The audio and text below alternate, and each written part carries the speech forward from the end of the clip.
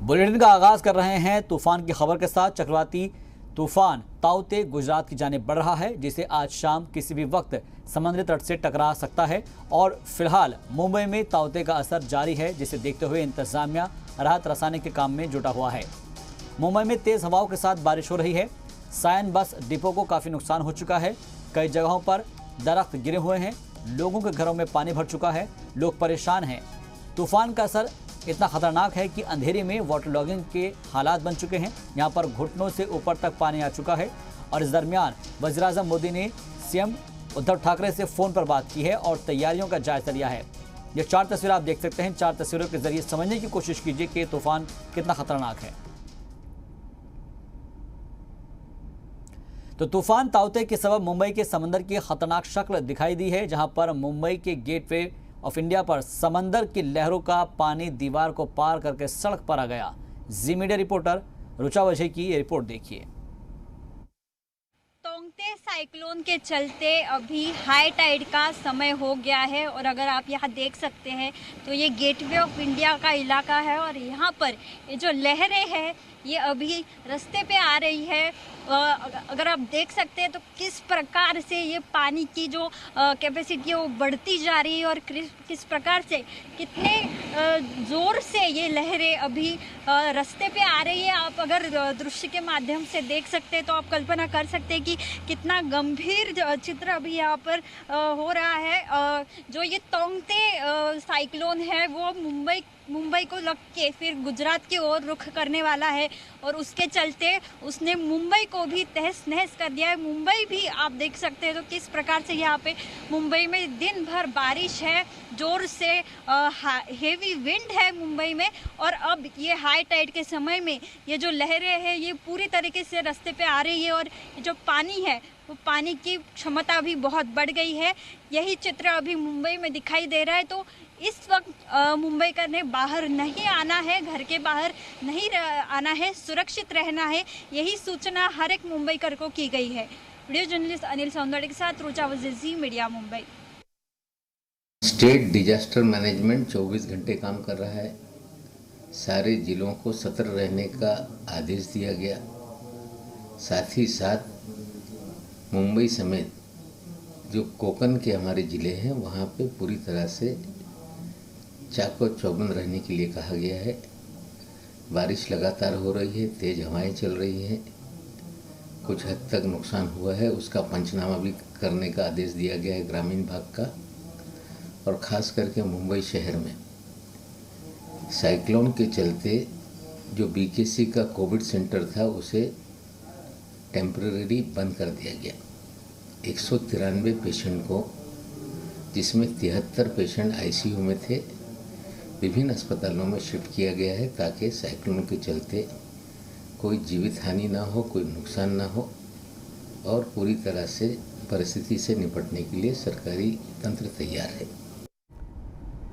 हालांकि इससे पहले तूफान ताउते गोवा, केरल और कर्नाटक में भी काफ़ी नुकसान कर चुका है। कर्नाटक के उडुपी, चिकमंगलूर, शिमोगा और उत्तर कन्नड़ा के अंदर 4 लोगों की मौत की खबर है और ये मौतें बारिश और तूफान से हुए हादसों में हुई हैं। कर्नाटक में तकरीबन 100 से ज़्यादा गांव इससे मुतासिर हुए हैं, जबकि केरल और गोवा में भी 2-2 लोगों की मौत हुई है। हालात को देखते हुए इंतजामिया लोगों को महफूज मकामात पर पहुंचा रहा है, जबकि एनडीआरएफ की टीम मकामी इंतजामिया के साथ मिलकर राहत रसाने के काम में लगी हुई है। और इस खबर पर मजीद अपडेट के साथ जी मीडिया रिपोर्टर जयपाल शर्मा हमारे साथ जुड़ रहे हैं। जयपाल, सबसे पहले आपसे जानना चाहेंगे कि इस वक्त जो ताउते हैं चक्रवाती तूफान, उसके बारे में क्या अपडेट मिल रहा है? क्या वो गुजर चुका है या फिर उसकी रफ्तार अभी धीमी हुई है? देखिए शाहबाज, जैसे कि उम्मीद की जा रही थी, पहले से ही आशंका थी कि जैसे जैसे ये ताउते तूफान जो है ये जैसे जैसे आगे बढ़ेगा वैसे वैसे इसकी गति काफी तेज होती जाएगी। हालांकि ये जो चक्रवाती तूफान है ये कल शाम को ही कर्नाटक के हिस्से से गुजर चुका है और अभी ये तेजी से गोवा होते हुए महाराष्ट्र और गुजरात की ओर बढ़ रहा है। 17 तारीख की शाम तक इसे गुजरात के तट पर पहुंच जाने की उम्मीद है जी। तो ऐसे में जैसे जैसे इसकी गति बढ़ रही है वैसे वैसे ये और ज्यादा भयावह होता जा रहा है और इसका मंजर हम इस बात से समझ सकते हैं कि जिस तरह का नुकसान कर्नाटक के अंदर हुआ। हालांकि तूफान गुजर गया, बावजूद इसके लगातार बारिश हो रही है और अभी तक जो हमारे पास खबर है उसके मुताबिक अब तक 6 लोगों की जान इसके अंदर में कर्नाटक के अंदर में जा चुकी है और इसके साथ ही 5 जिलों के 20 तालुक, लगभग 100 से ज्यादा गांव जो है बुरी तरह से प्रभावित हुए हैं, जिनमें की सड़कें टूटी हैं, पेड़ गिरे हैं, कच्चे मकान गिरे हैं और इसके साथ ही जो कम्युनिकेशन के हैं वायर्स, उनको काफी खासा नुकसान पहुंचा है।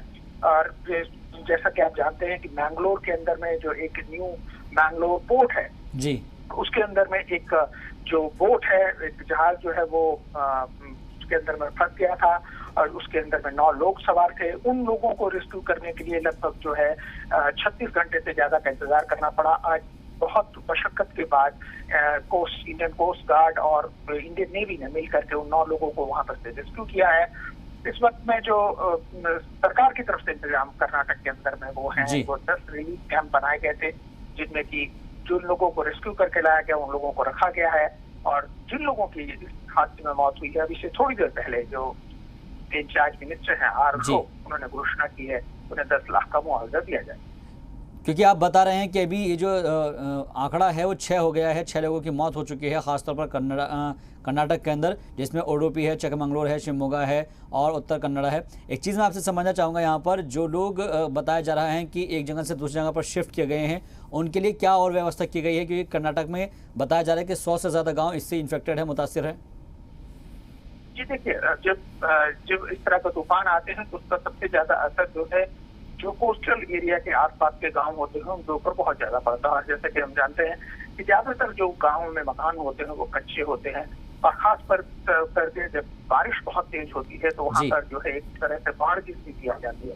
ऐसे में उन लोगों को वहां पर से रेस्क्यू करना, खास करके जो बेहद नजदीक है समुद्र के उन इलाकों को खाली कराना, उन्हें ले जाकर के रिलीफ कैंप में रखना। हालांकि कई लोगों को रेस्क्यू किया गया था, लेकिन उनमें से जो हमारे पास आंकड़े हैं उसके मुताबिक लगभग 300 से ज्यादा आदमी जो है अभी रिलीफ कैंप में रखे गए हैं और उनके लिए सरकार की तरफ से इंतजाम किए गए हैं और साथ ही जो मछुआरे हैं उनको इस बात की ताकीद की गई है कि वो इस अभी भी खतरा टाला नहीं है, इसलिए समुद्र में वो ना जाए। बिल्कुल, खतरा भी टाला नहीं है और इसलिए समुद्र में ना जाए। बहुत बहुत शुक्रिया जयपाल शर्मा, हमसे बातचीत के लिए, मजीद जानकारी के लिए आपका।